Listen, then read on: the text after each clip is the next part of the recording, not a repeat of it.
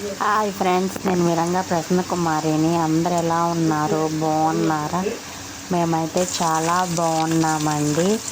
ఈరోజైతే బెండకాయ పులుసు చేశాను. ఎలా చేశానో చూసేద్దాం రండి.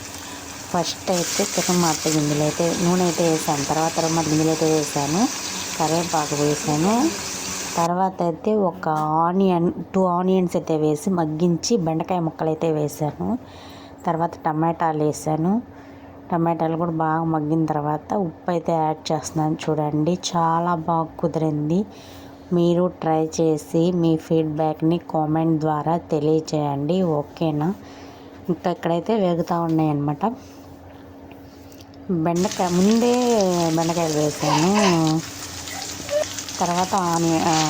తర్వాత టమాటాలు వేసాను అనమాట. ముందు టమాటాలు వేసి తర్వాత బెండకాయలు వేయాలి, కానీ రివర్స్లో వేసాను నేను. ఎలా ఉంటుందో ఏంటో చూద్దామనేసి మా ఫ్రెండ్ చేసింది. సరే ఒకసారి ట్రై చేద్దాము అని చెప్పి ట్రై చేశాను నేను. బాగా కుదిరింది, కర్రీ అయితే బాగా కుదిరింది. మీరు ఒకసారి ట్రై చేయండి.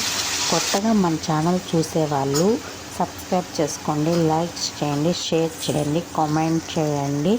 మీరు షేర్ చేయడం వల్ల మరి కొంతమందికి రీచ్ అవుతుంది. ఓకేనా?